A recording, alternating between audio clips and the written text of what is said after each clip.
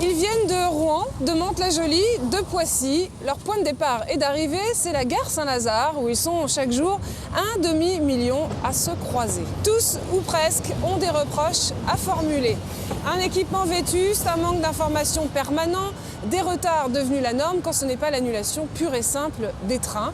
L'an dernier, une grève a mis le feu aux poudres, les passagers se sont sentis pris en otage, la gare a frôlé l'émeute. Saint-Lazare est au bord de la crise de nerfs et ses salariés, conducteurs, aiguilleurs, techniciens, subissent le même stress. Train en panne, saturation du trafic, acte de malveillance. Avec un train toutes les 28 secondes, un seul grain de sable et c'est la pagaille.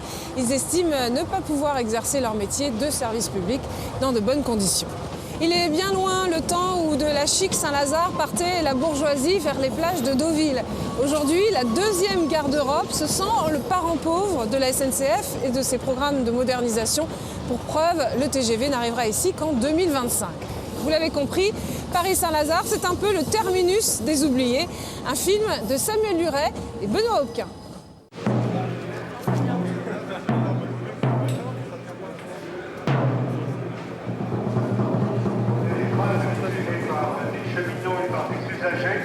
Qui réclament ensemble une politique de priorité au transport en commun.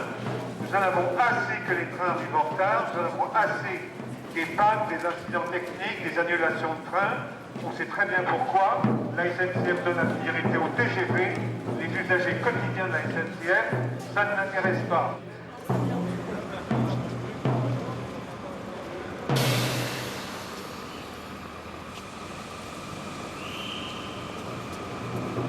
Exprimez à la direction de la SNCF. Exprimez-vous à la direction de la SNCF.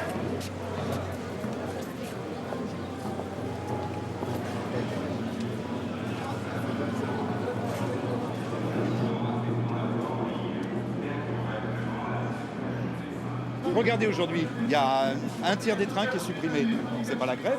Les appareils de voie, par exemple les aiguilles qui sortent là, sont bloqués aujourd'hui par 1 mm de neige. Il y a 5-6 ans... 1 mm de neige me bloque, ça me fait rien.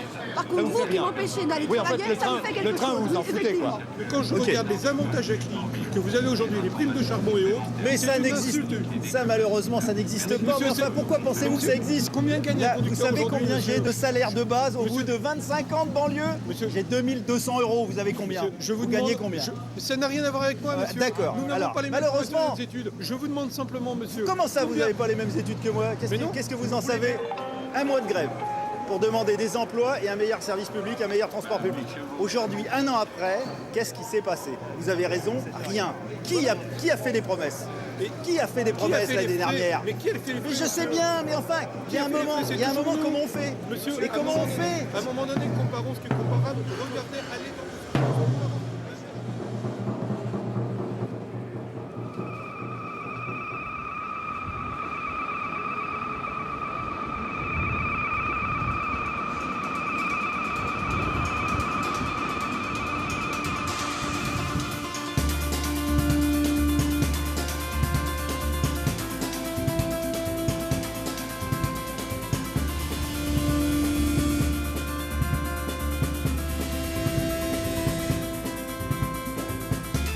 Paris-Saint-Lazare est aujourd'hui au bord de l'asphyxie.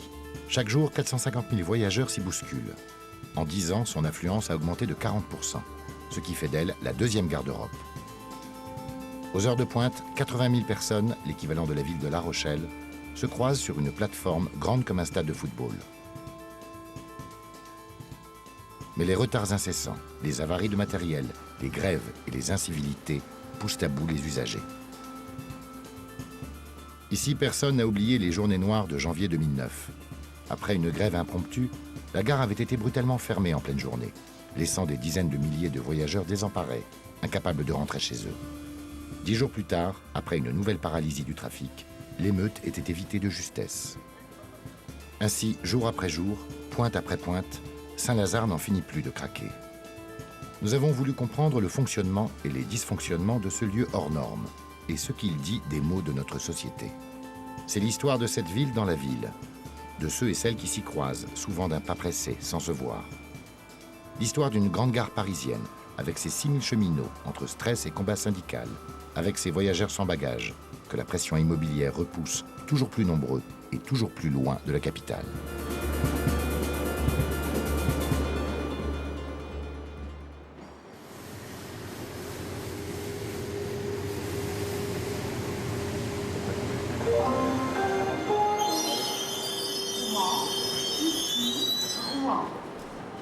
J'ai choisi d'habiter Rouen, d'abord parce que je venais de Rouen et quand je cherchais un appartement à Paris, Rouen c'était beaucoup moins cher et je me suis dit 1h10 de train, c'est faisable par rapport à mon rythme de vie de faire ça.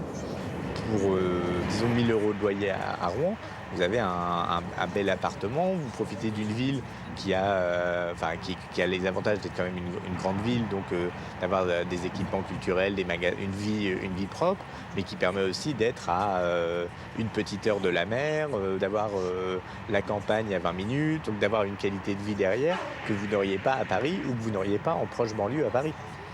Et après, un avantage théorique d'habiter à Rouen et pas d'habiter sur une extrémité de ligne de banlieue ou de RER, c'est que vous avez des trains corail.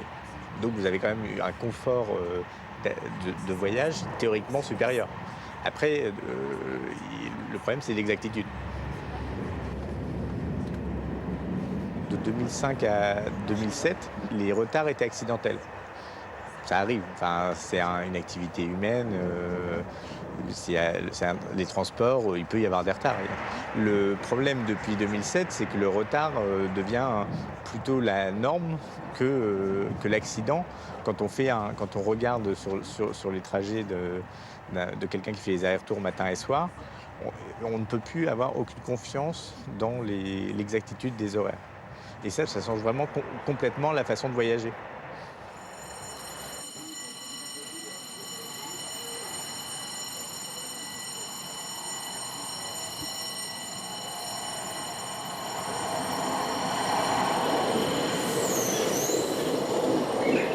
Choisi où on doit habiter, c'est des situations personnelles qui font qu'on habite loin et on est amené à prendre le train, parce qu'on n'est pas à côté, tout le monde aimerait habiter près de son travail bien sûr, mais on n'a pas le choix, c'est tout, c'est comme ça. Alors on a eu hier 20 minutes, le 9h18. J'étais arrivée avec un retard de 20 minutes. Le 21h20, pareil, 10 minutes de retard au départ de Saint-Lazare. Il n'y a pas très longtemps, d'ailleurs, j'ai eu affaire à mon directeur de magasin qui m'a interpellée au bureau et qui m'a fait comprendre que depuis 8 semaines, j'accumulais quand même presque 2 heures de retard. Donc malgré qu'il n'ait rien à me reprocher, il m'a fait comprendre qu'il fallait qu'on trouve tous les deux ensemble une solution.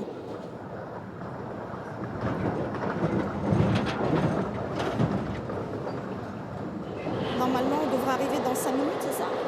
En gros, Ouais, alors on a encore 10 bonnes minutes. Donc on va accumuler presque une dizaine de minutes. Ça fait 22 ans que je le prends le train, vous voyez. Et oui, c'est très perturbé. C'est les retards, c'est les absences, c'est les suppressions complètement, on trouve. Tant que c'est la lumière, ça va. Tant que c'est pas le chauffage, ça peut aller, quoi. Ouais, on a tendance à s'y habituer, malheureusement, c'est ça le problème. Mais c'est vrai que c'est pénible, oui, c'est pénible. C'est les retards, vous savez, quand vous restez 20 minutes sur un quai ou dans un train à attendre, c'est désagréable, franchement. Ça joue surtout sur la vie privée, surtout dans le travail, dans tout. Et voilà, c'est reparti.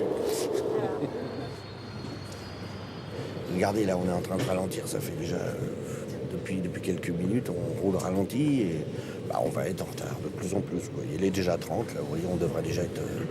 On devrait être à quai, là, normalement.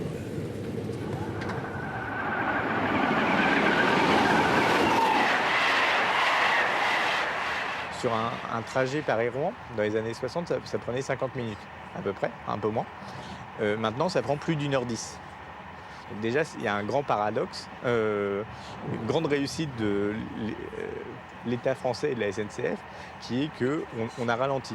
Il y a assez peu de choses qui, entre les années 60 et maintenant, vont plus lentement. C'est une ligne qu'on a laissé crever. On a fait semblant de ne pas voir que dans les Yvelines, dans les Hauts-de-Seine, dans l'Eure et en Seine-Maritime, il y avait des milliers de gens, et je ne sais pas combien c'est à Saint-Lazare, mais ça doit être des dizaines de milliers, qui tous les jours vont s'enterrer à Saint-Lazare dans un goulot d'étranglement où on s'est toujours dit tiens, on rajoute des gens tout en haut, tout en haut, tout en haut, et puis ça va continuer de passer à Saint-Lazare. C'est mécaniquement impossible et le système pète tous les jours.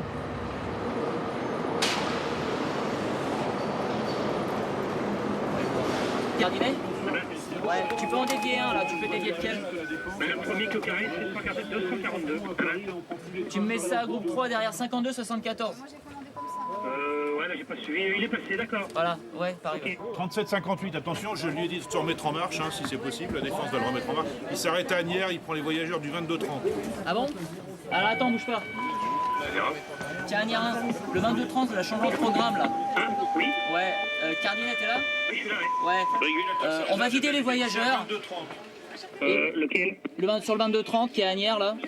Ah, mais je voulais dire ce que je lui ai dit qu'il pouvait envoyer, moi. Ouais, je sais, ouais, mais écoute, derrière, on vient de dire le contraire. D'accord, ok. Voilà, ok. Ça va rentrer chez toi, Cardinet, en W.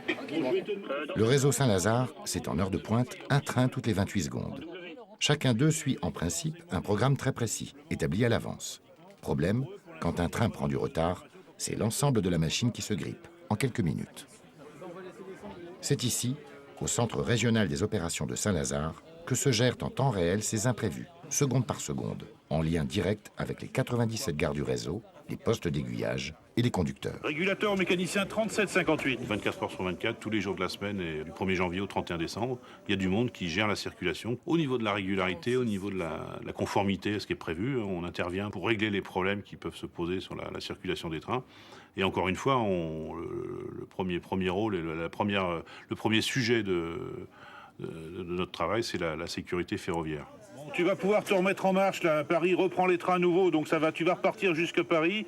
Avec une nuance, tu vas t'arrêter à Agnières pour récupérer les voyageurs qu'on a laissés en gare d'Agnières. À partir du moment où on a une mauvaise régularité, on ne travaille pas en sécurité non plus, puisque les trains sont tellement nombreux et on fait les choses plus vite, plus mal. Enfin, ça devient dangereux. Dès que la régularité est impactée, pour les voyageurs, c'est de la régularité, ils ne sont pas à l'heure. Pour nous, la régularité, c'est une chose, et derrière, il y a forcément un dysfonctionnement et on arrive à des situations dangereuses, quoi. Des petits problèmes peuvent engendrer des gros problèmes, quoi. T'as rien d'autre, hein ? Tu m'assures que t'as rien d'autre, hein ? Ok, ouais. Ouais, d'accord, 37-87, il est prêt à bondir ? C'est parti, vas-y, envoie. Vas-y, envoie. Envoie 37-87. Il y a plus de 20 ans que je travaille dans ce site et je peux considérer effectivement que la situation, loin de s'améliorer, se dégrade. Je pense qu'on a mis trop de gens et trop de circulation sur des infrastructures qui sont quelquefois dépassées, obsolètes. Donc non, je considère que la situation se dégrade et elle se dégrade d'autant plus que le mode actuel, ce n'est pas de mettre de l'argent dans les services qui sont considérés comme à court terme pas suffisamment rentables ou dont personne ne veut s'occuper, quoi, en clair. Ouais, non mais laisse tomber, je vais pas avoir de mécanicien là sur le 46-77. Donc non, on va le cramer. Pas le gars du 22-30 jusqu'à 21h16. Le 22-30 Oui, il est où? La gare à Cardinet. Eh ouais, mais non. Bah, c'est là tout de suite, là, c'est à 17. C'est très très dense. C'est-à-dire que le moindre grain de sable, c'est une sorte de machine. Quand elle est bien huilée, tout va bien. Mais dès qu'il y a un grain de sable, aussi petit qu'il soit, paf. Doyenne des gares parisiennes, autrefois choyée quand elle transportait la haute bourgeoisie vers les plages de Deauville, Saint-Lazare se sent aujourd'hui abandonnée de tous. Sans TGV, elle est devenue banale gare de banlieue, oubliée des programmes de modernisation de la SNCF. Omnibus ou direct, grandes lignes ou RER, se partagent un nombre insuffisant de voies et des infrastructures vieillissantes.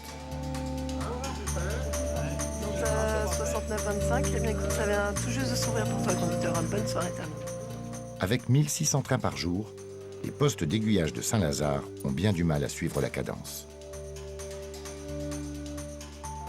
Il y a 1 an et demi, la SNCF a mis en place le cadencement, un nouveau système de circulation des trains à horaire fixe. Destiné à faciliter la vie des usagers, il entraîne encore plus de trains. Une contrainte supplémentaire pour ceux qui gèrent le trafic, les aiguilleurs. Oui, monte, j'écoute, 850 006. Le 33-53, il est à l'heure ou pas? Il avait 5 minutes à plaisir, plus un signal d'alarme à peine. Pascal de 859. Oui. On le prendra voie à Épone. Oui, parce que le 872 va passer Québec d'abord à Épone. Hein. Ouais.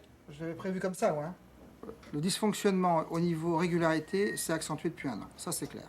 Le cadencement est arrivé donc en décembre 2008. On a eu aussi sur Saint-Lazare, n'oublions pas, le RER A. Cadencement du RER A un an avant, qui a été très difficile. Tout le monde en a entendu parler. Bon, on a rajouté la ligne d'Hermont. Donc tout ça sur les mêmes infrastructures, ou très peu de modifications, on va dire. Voilà. Sur Saint-Lazare, aucune. Il y a toujours 27 voies à Saint-Lazare depuis après la guerre. Il n'y a rien eu de modifié. D'accord ? Il y a de grands projets, mais pour l'instant, on fait avec 27 voies. Donc tout le système est très fragile. Oui, Patrick, on n'envoie pas au 850 006, on attend 851 072. Au Québec, là, il est bloqué au 342. Le cadencement a eu le mérite de voir nos limites. Je crois que là, on est vraiment au taquet. On ne peut plus rajouter un train. Ce qui, à bout d'un moment, pose problème. Tout le monde le dit, hein, là, que ce soit de la direction, à nous dans les postes, on est au taquet. Ah, on ne voit pas tout de suite, tu dis ça au chef de... Ça a amené des tensions qu'on n'avait pas avant. Le métier a toujours été difficile, il y a toujours eu des points difficiles, mais la tension qu'on a depuis plus d'un an, maintenant, on le sent, est beaucoup plus palpable, beaucoup plus forte. On n'a jamais eu autant de tension avec les mécanos, qui eux sont à bout, qui forcément, quand ils partent de Saint-Lazare et qui vont de Sartrouville-la-Mante sur feu jaune, c'est-à-dire au ralenti, hein, pour que les gens comprennent bien, bah, c'est très pénible aussi pour eux à conduire, très pénible. Quand on les fait nous attendre à Mantes-la-Jolie, qu'on commence à les freiner à Épone et qui sont presque à l'arrêt à Mantes-Station parce qu'on n'a plus de place à quai, c'est pour eux très pénible. Et donc ça crée forcément des tensions. Ça crée des tensions. Au bout d'un moment, ils ne veulent plus comprendre. Voilà. Au bout d'un moment, un mécanicien est tellement exaspéré, mais il est comme un voyageur. Il ne comprend plus.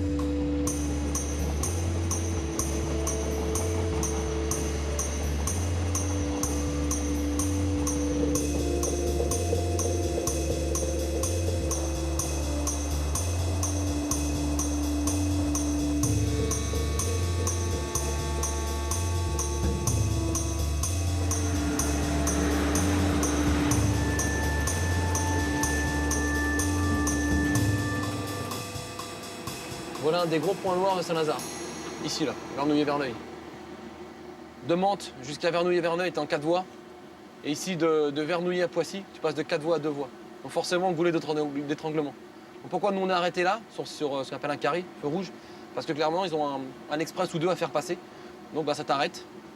Ils les font passer. Tu vois, regarde, au moment où on devait partir à 57+, il va être l'heure et on est bloqué là. Soit il y a un express qui est en retard, ou un train de Mantes qui est en retard, ou il y a eu un petit souci. Et donc, ils nous bloquent là, ils font passer l'express d'abord, en ordre de priorité, et nous derrière. Alors, je sais qu'on va prendre du retard, on a déjà une bonne minute là. Par contre, j'ai pas d'information, on m'a pas dit, voilà, tu t'es arrêté, un express arrive derrière, je sais pas. C'est typiquement le cas où, bah voilà, j'ai pas d'information. Si moi j'ai pas allé à la pêche, on va pas me les donner. Là, il arrive, tu vois. On va le mettre trop tard.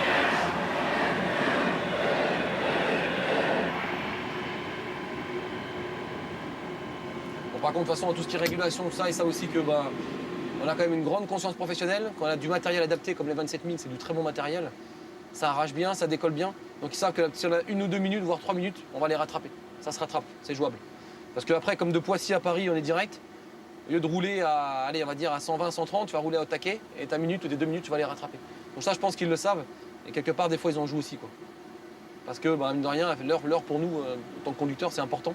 Et on essaye de, bah, quand il y a des soucis en ligne, de faire le maximum, de taper dedans, comme on dit. Taper dedans pour pouvoir réussir à rattraper l'heure. Faire du voyageur express, c'est-à-dire que les gens, malheureusement, tu les presses un peu plus. Tu fais sonner plus vite. Tu les presses pour qu'ils puissent monter vite, et ça te permet de gagner du temps.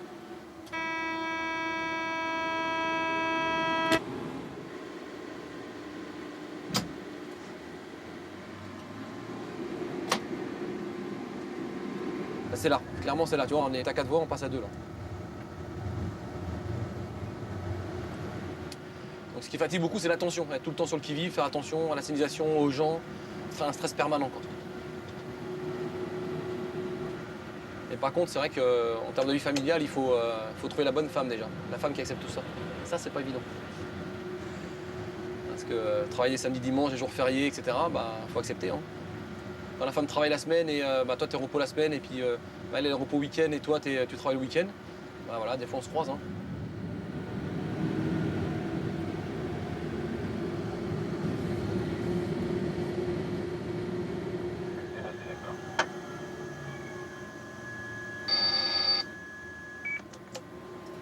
C'est une gare aussi avec beaucoup de monde, ça, parce que c'est le terminus du RER A. Donc tu as une correspondance du RER A aussi, ici. Surtout depuis que Peugeot est arrivé avec tous les bureaux, il y a vachement de monde, quoi. Tu filmes, tu regardes, les gens, ils sont quand même proches du quai, quoi. Il y a un mouvement de foule, il y a n'importe quoi, il y en a un qui tombe, c'est réglé, quoi.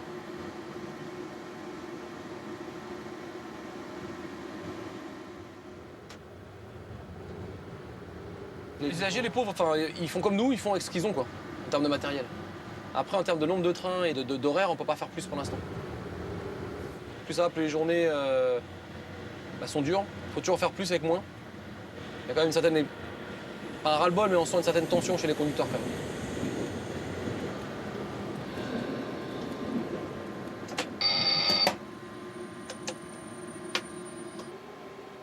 Madame, messieurs, attention s'il vous plaît, pour votre sécurité, veuillez ne pas tenter d'ouvrir les portes, veuillez ne pas descendre s'il vous plaît. Notre train étant arrêté en pleine voie. Merci de votre compréhension.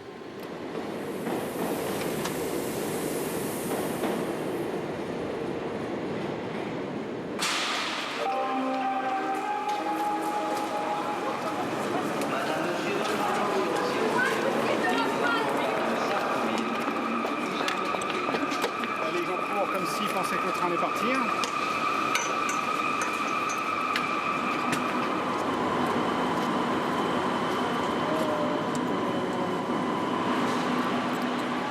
Ces mécaniciens voie 15, là, ça va pas partir. Hein. Non, c'est mort. D'ailleurs, j'ai aucun indice pour appliquer mon guide. Apparemment, il n'y a pas de batterie, en fait. J'ai rien du tout. Voilà. Ah bah, je vais regarder ça de plus près, mais ça va pas partir. Ok, ça marche.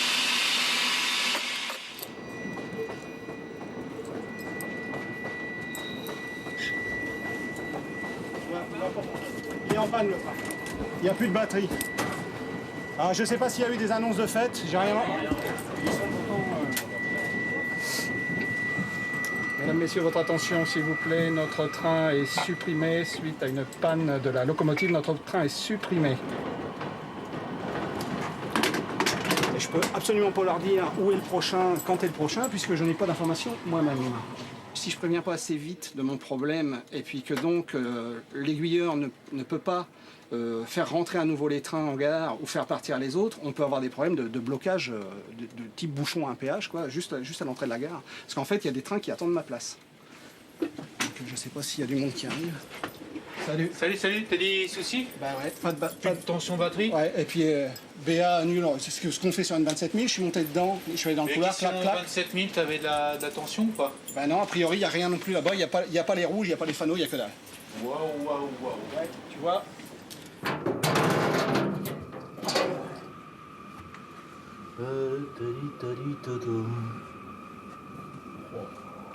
Le bordel. Ça, c'est bon. Une machine à laver, ça tombe en panne, une voiture, ça tombe en panne. Bon, quand c'est un train, il n'y a pas de compréhension. Enfin, et là où nous, on se sent démunis, c'est que les anciens engins ou les anciennes formations qu'on a pu subir, on était vraiment carrés sur le dépannage. Moi, lors de ma formation, j'ai appris 2 engins.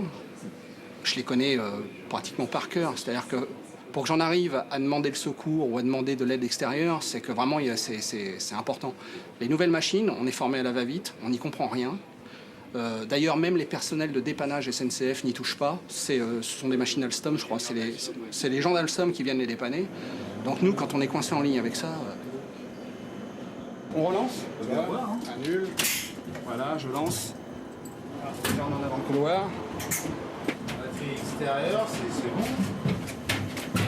Tu touches à rien, j'essaye de... Ouais, non, même ici, bah, ça va. Ça y est. Partout.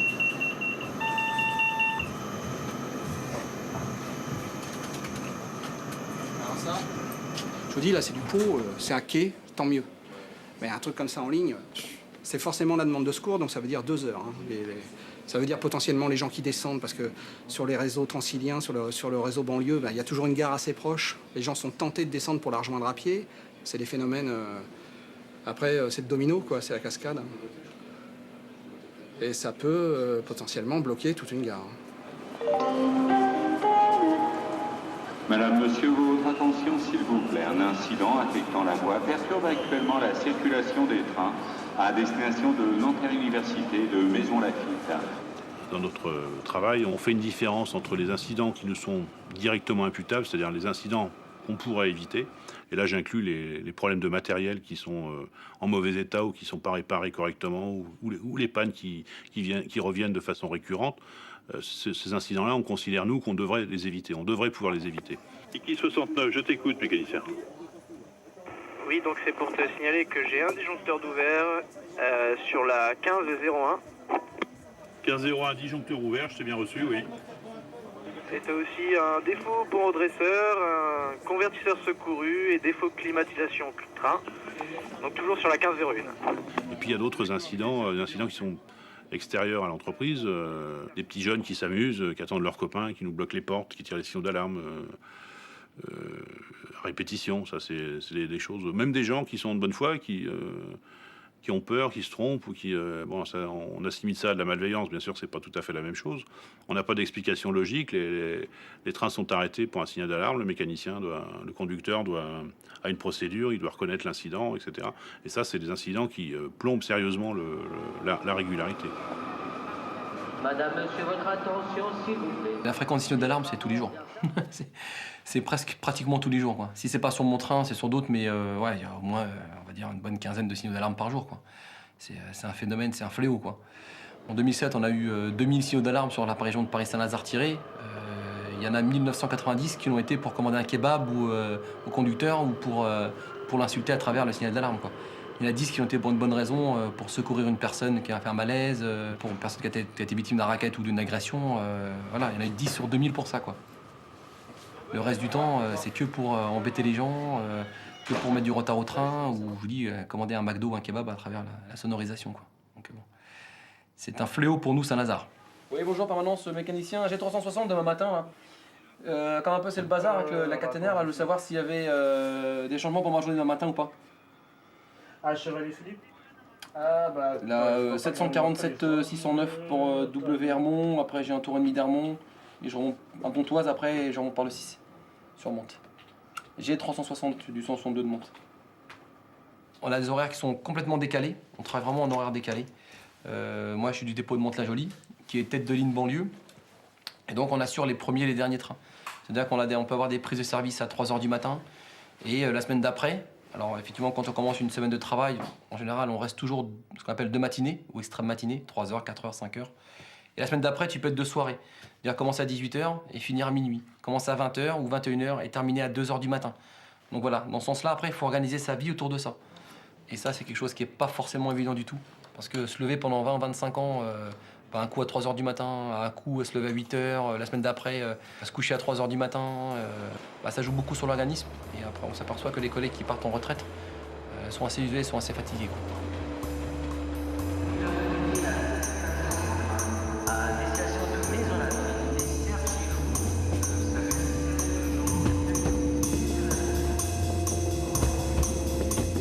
Horaires décalés, avaries, cadencement, augmentation du trafic. À toutes ces difficultés s'en ajoutent d'autres. L'agressivité et parfois les violences.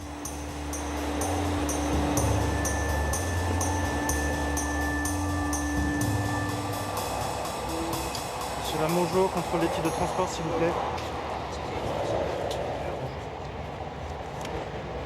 Merci, messieurs, dames, bonne journée, au revoir. Bonjour. Vous aurez 2 mois pour régler, monsieur. À n'importe quel guichet SNCF. Notre travail, on est confronté à la société, on rencontre la population entière, on est confronté à tout type de personnes. Donc, moi, ça fait depuis 2002 que je fais la SNCF, je fais du contrôle depuis un peu plus de 2 ans.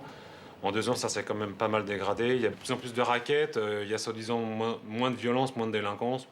Je peux vous dire qu'à bord des trains, c'est pas le cas, c'est même un peu l'inverse. Donc, bon, le jour où on a peur, il faudra se poser la question de est-ce qu'on continue ce métier-là et est-ce que ce métier-là a encore un avenir? Parce que là, c'est grave. À Saint-Lazare, on a toujours l'impression d'être un peu les parents pauvres de la SNCF. Enfin, c'est le ressentiment de la plupart des agents. Beaucoup de gens nous disent aussi avoir des trains, mais de toute façon, la SNCF, il y en a que pour le TGV, c'est la vitrine, et puis la banlieue, on s'en fout. Alors, j'irai pas jusque-là, mais c'est perçu comme ça par les gens.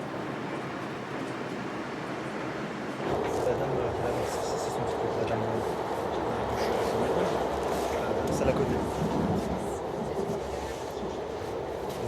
Ce matin, là tout à l'heure, j'ai posté, je prends un train. Donc oui, comme mon collègue vous a dit, il y a donc 25 € à régler hors du train. Je trouve que c'est vraiment pas sympa, mais... Certains problèmes de régularité génèrent des comportements agressifs. On voit de plus en plus de cols blancs, comme on dit, péter les plombs à bord des trains. Et c'est assez déstabilisant. Quand on a eu la fermeture de la gare en 2008, on a vu des gens craquer, se mettre à pleurer à bord des trains. Et on n'est pas préparé à ça. On a eu ce jour-là des drames humains, réellement. Au-delà de l'émeute, on a eu des drames humains. Et c'est vrai que on a tous eu un peu honte ce jour-là, je pense. Pas de travailler à la SNCF, mais on a eu honte de cette situation parce que quand on emmène les gens au travail le matin, on a le devoir de les ramener le soir.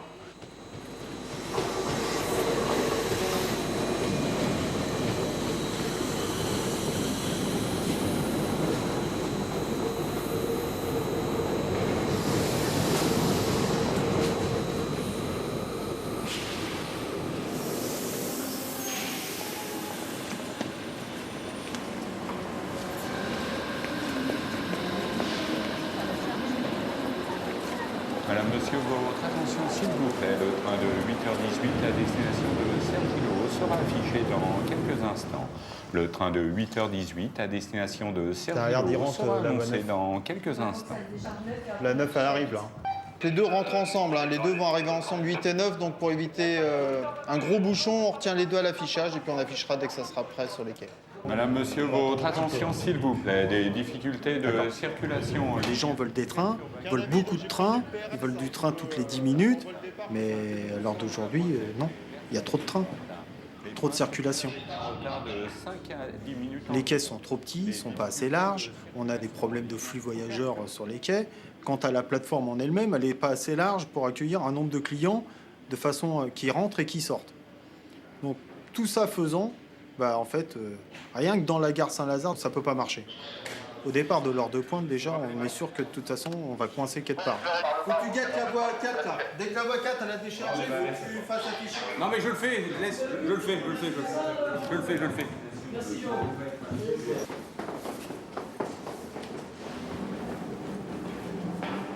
La relation clientèle est très difficile aujourd'hui, je pense.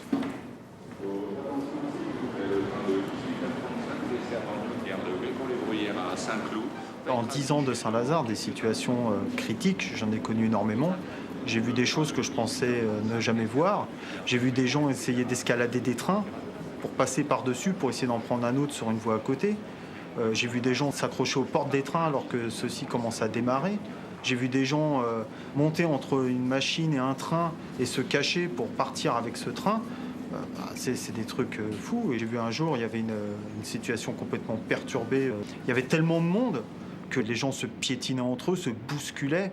Et jusqu'au moment où j'ai une de mes collègues qui m'a appelé au secours. Et au moment où je suis arrivé, il y avait un client qui était prêt à la frapper, qui avait le poing levé sur elle. Elle était complètement recroquevillée, elle ne savait plus quoi faire. Et c'est là qu'on commence à avoir peur, en fait.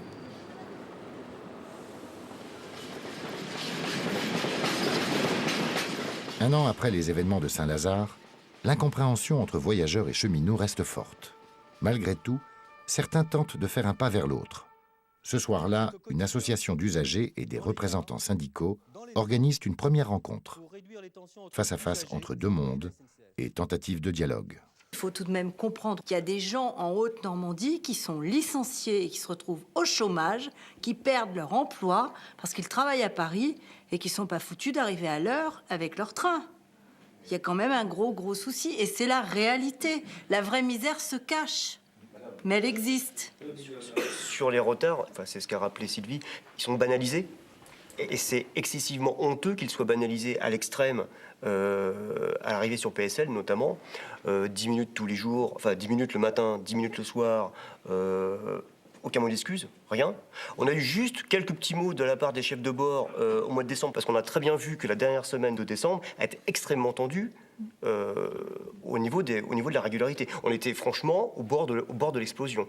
Il suffisait d'une étincelle et tout PSL pétait. On a perdu en une quinzaine d'années 25% des effectifs sur la région. Nous sommes la région qui a le taux de vieillissement des rails le plus vieux de France. Hein?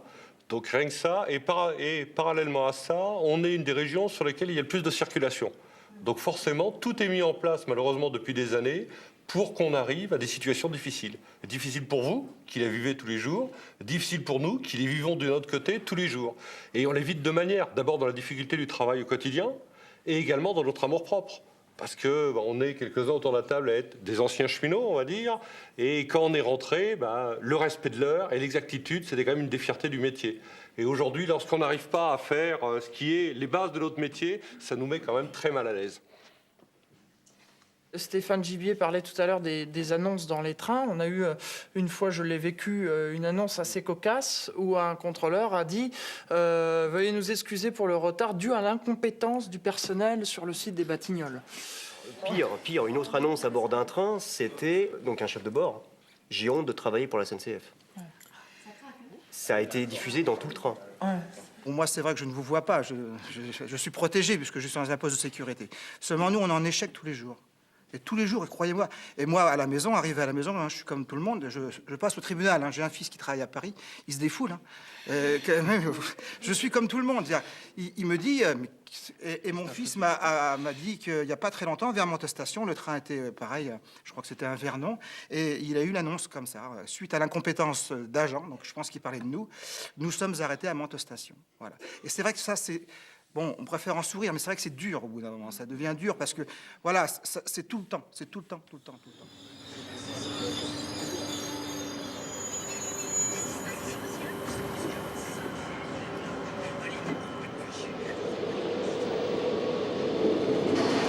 SNCF, bande de pourriture. Ah, à gauche. SNCF, bande de pourriture.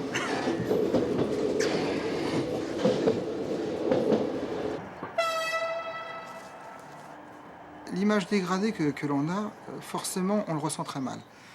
Imaginez-vous, vous allez au travail tous les jours et on dit que vous êtes mauvais. Imaginez-le. C'est quand ça roule à l'heure, où nous, à la limite, on a quand même moins d'intervention. C'est moins difficile. Et c'est quand ça roule en retard que les gens pensent qu'on est incompétent, quoi. Alors que c'est là qu'on a forcément le plus souffert dans nos 8 heures. Donc forcément, il y a une contradiction, quoi. Bah, je reste là si tu veux bien. Ouais, bah, tu restes là. De toute façon, je vais lui demander le 9, 10 et 11. Hein, donc, ok. Alors, c'est Monsieur Roy. CSRMVH. Aiguilleur du poste 1, Vernouillet.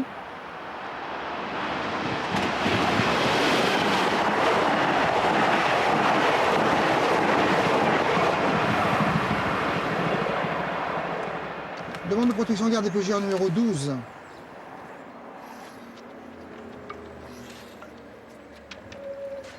Tu peux tourner.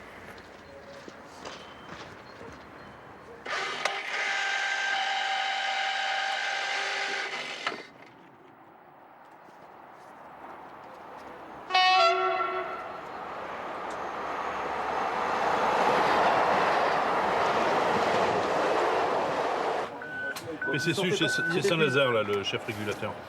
J'ai un problème en gare de Boissy-l'Aillerie. J'ai un agent, visiblement, la gare de Boissy-l'Aillerie s'est fait braquer. T'es dessus, là. D'accord, vous envoyez du monde là-dessus? Qu'est-ce qui va dessus? La SUGE, la gendarmerie, la SUGE va dessus, d'accord. Ok, je te remercie, d'accord. Bon, la SUGE est prévenue. C'est des mecs qui ont braqué la caisse, quoi. Ils se sont fait passer pour des voyageurs, donc ils ont tapé à la porte pour demander un renseignement, il a ouvert. Oui. Ils étaient 3 ou 4, ils ont mis un couteau sous la gorge, ils ont piqué la caisse, ils l'ont agressé. Physiquement, il n'est pas blessé, il a des marques de couteau, semble-t-il, au niveau du cou. Oui, voici, c'est le chef Auguste Saint-Lazare. Tu es l'agent de circulation? Ouais. Ça va, tu te sens à peu près bien? On est avec toi, hein, faut pas t'es pas tout seul. Hein. D'accord? Bon, la gendarmerie est avec toi, là, je crois. Hein. Non, mais calme-toi, chef. Je comprends que tu sois choqué. Hein, ça va, tu vas bien, t'as pas été blessé. Hein? Mais ça va s'arranger, tu vas expliquer ça à ton DPX. Hein. Tu t'inquiètes pas, on comprend bien que tu sois pas bien. Hein. D'accord? Bon, ben, je raccroche. Tu demandes à ton DPX de m'appeler dès qu'il est sur place, d'accord? Hein? Je te remercie. Mais il pleure au téléphone. Il pleure au téléphone, le mec. L'agent de circulation? Il est pas bien, il est choqué. Ouais, il est choqué. Patrick, tu as la stroke qui t'attend. Ouais. Tu patientes un peu, mécanicien, on a un souci là en gare de Boissy. L'agent circulation n'est peut-être pas en mesure tout de suite d'assurer la continuité de la voie. Là. Je vais voir avec lui, je te rappelle dès que possible. Tu patientes un petit peu, tu fais patienter tes voyageurs.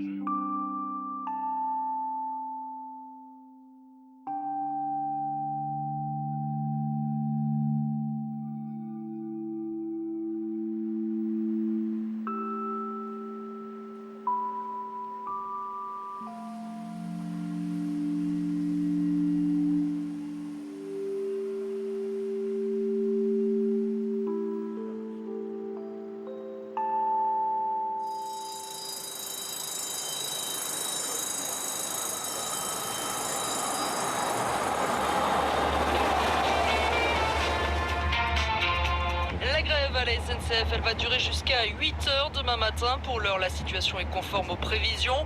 2 TGV sur 3 en moyenne, 1 corail sur 2. Pareil pour les TER dans la plupart des régions. Des perturbations limitées donc, mais qui pourraient se poursuivre. Les 4 syndicats CGT, Sudrail, CFDT et UNSA, unis pour la première fois depuis des mois, menacent de lancer une grève illimitée s'ils ne sont pas entendus par leur direction. Ils protestent contre les suppressions de postes et dénoncent la souffrance au travail. À la gare Saint-Charles à Marseille, c'est même un peu mieux que prévu. Reportage d'Olivier Martoc. Je suis assez surpris ce matin parce que finalement... Un jour de grève, c'est un jour comme un autre. On est en retard, comme les autres jours. On est en France, tout le monde sait qu'il y a des grèves régulières dans les transports publics. C'est pas particulièrement perturbant, contrairement au trafic normal. Enfin, normal. Au retard quotidien. C'est une pièce de théâtre. Les syndicats jouent leur rôle, enfin essayent. Puis la direction va jouer son rôle. Et puis, malheureusement, je ne crois pas que les mouvements de cheminots puissent faire changer la direction de la SNCF en mieux.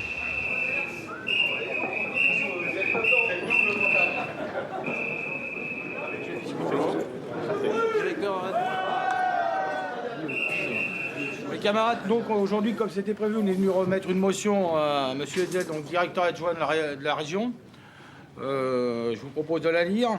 Après, chacun pourra intervenir, toujours dans le respect de chacun. Hein. On ne se coupe pas la parole, on ne se crie pas dessus. Et donc, on a des choses à dire à la direction. Monsieur le directeur, engagé depuis... Le dépôt de motion est un exercice rituel lors des grèves à la SNCF. C'est un moment solennel où la hiérarchie s'efface. Après les revendications formelles, la parole des cheminots se libère.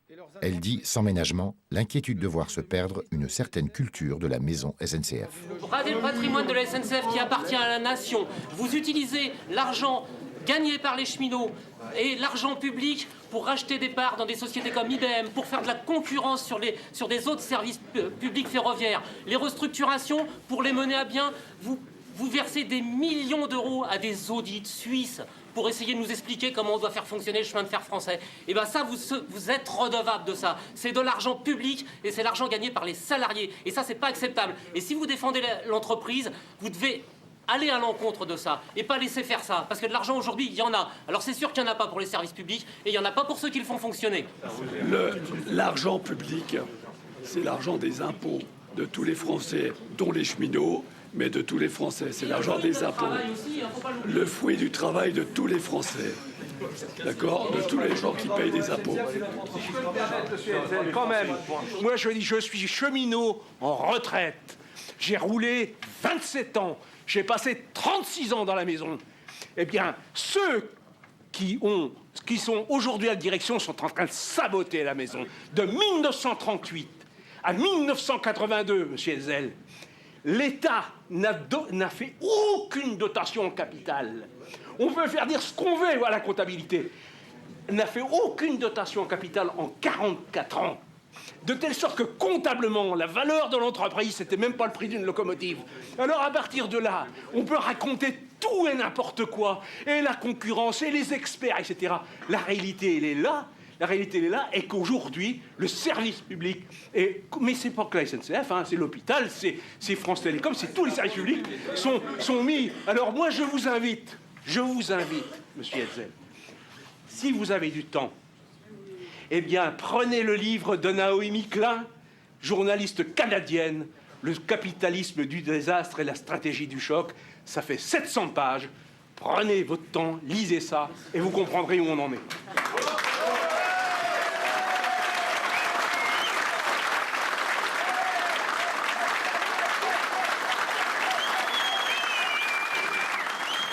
Je suis content de voir que même retraités, les cheminots ont des tripes. Vous avez raison de pointer le fait qu'il n'y a pas eu un sou d'argent mis pour investir de 38 à 82. On est tout à fait d'accord. Parce qu'à l'époque, en plus, le système qui était complètement vicieux était à la fin de l'année, on faisait les comptes, déficit tant et l'État payait le déficit. Sauf qu'à l'époque, l'État pouvait payer le déficit et que maintenant c'est terminé. Pour s'exprimer, il faut avoir en face de soi quelqu'un. Et quelqu'un qui représente la direction. Donc là, je suis le représentant de la direction. J'allais dire, d'accord, pas d'accord, je fais comme le ministre. Hein, je fais ou je ferme ma gueule ou alors je démissionne, quoi. En gros, c'est un peu comme ça. C'est étant, bien évidemment, et comme je leur ai dit d'ailleurs, hein, ils n'attendent pas de moi que je porte une autre politique que la politique de l'entreprise. C'est complètement évident, c'est ma responsabilité. Donc, non, c'est pas une partie difficile du métier. Je dirais même que c'est une partie intéressante de rencontrer les gens un peu en dehors de la relation strictement hiérarchique, puisque, stricto sensu d'ailleurs, dans ces moments-là, le lien hiérarchique est rompu. Ils sont en grève. Donc, il n'y a plus le lien de subordination. Il n'existe plus.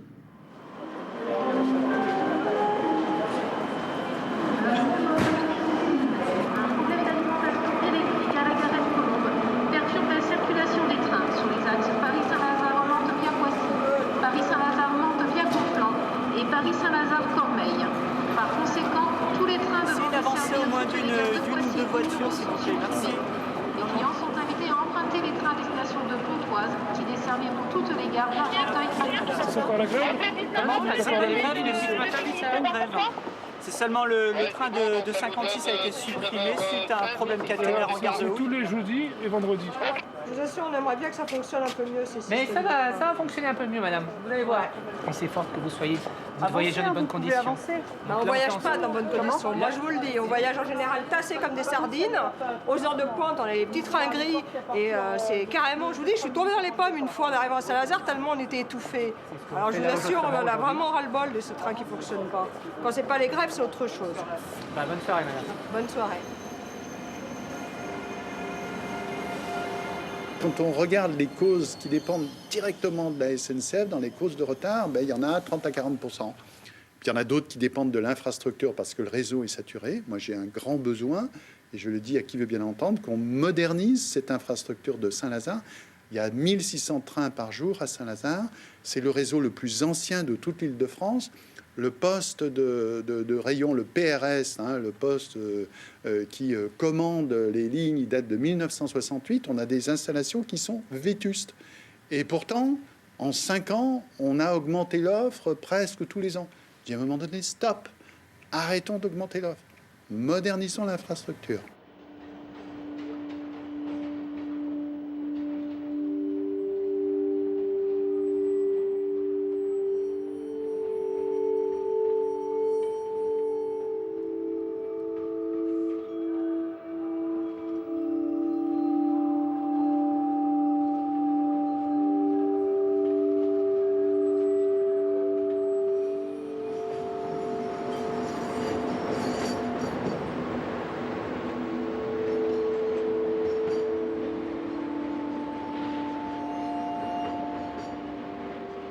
Ce sont des investissements lourds. Il faut trouver l'argent, qui ne se trouve pas nécessairement sous le pied d'un cheval. Il y a eu beaucoup de choses à faire. Il a été fait EOL, il a été fait la ligne 14 au cours de ces 15 dernières années. Auparavant, il y avait eu la ligne D, il y avait eu la ligne C, il y avait eu la ligne B, peut-être, qui avait reçu des travaux. Voilà, il y avait des priorités. Moi, je ne fais pas de reproche à quiconque, mais Saint-Lazare n'a pas fait l'objet d'investissement. Pourquoi ? Parce que les priorités ont été gérées, peut-être parce qu'il y a 20 ans, à Saint-Lazare, tout circulait bien, il y avait moins de voyageurs. Il y a 20 ans, il y avait 40% de voyageurs en moins. Il y a une grande décision d'investissement qui a été prise par la SNCF, qui est de moderniser toute la partie bâtiment voyageurs, travaux qui vont se terminer à la fin de l'année prochaine, qui vont faire une très belle gare pour la partie voyageurs. Il restera à ce que les autorités en charge de l'infrastructure modernisent l'avant-gare, c'est-à-dire les voies entre Saint-Lazare, Pont-Cardinet, Clichy et leur prolongement, de façon à avoir une infrastructure moderne, une infrastructure ayant un débit supérieur, une fiabilité meilleure, et donc qui nous permettent, en cas d'incident, de mieux nous rétablir, de faire un meilleur service. Nous, ce que nous voulons, c'est un meilleur service pour nos clients, c'est aussi simple que ça.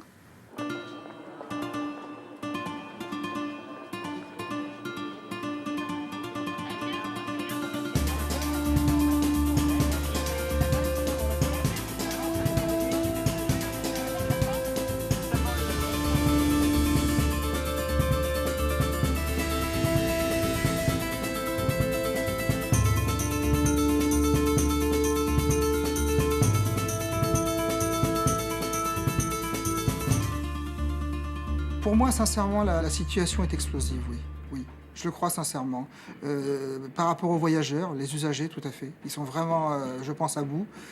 Et que ce soit des mécanos dans les postes, les agents des quais aussi, qui, eux, sont vraiment en première ligne. En première ligne, je pense que oui. Je pense que... Et ce qui nous inquiète, nous, c'est qu'on ne voit pas le bout du tunnel. On entend parler de rien. Je ne parle pas du RER, du TGV en 2025. Moi, je parle des choses concrètes, des améliorations des infrastructures.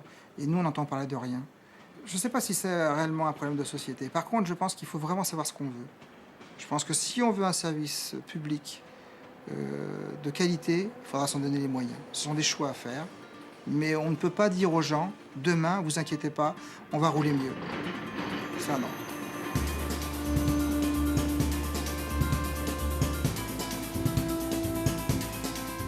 Ce quotidien impossible de la gare Saint-Lazare aura été porté au grand jour par les crises successives de 2009. Depuis, rien n'a changé, ou si peu. L'arrivée du TGV en 2025 devrait permettre un jour la modernisation des infrastructures. D'ici là, pour les usagers de Mantes ou de Rouen, de Vernon ou de Poissy, il faudra être patient.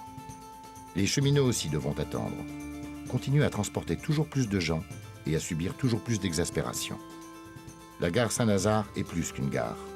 Elle dit notre société, les difficultés du service public, l'abandon des banlieues et l'évolution des mentalités. Elle raconte des histoires de trains qui n'arrivent pas à l'heure.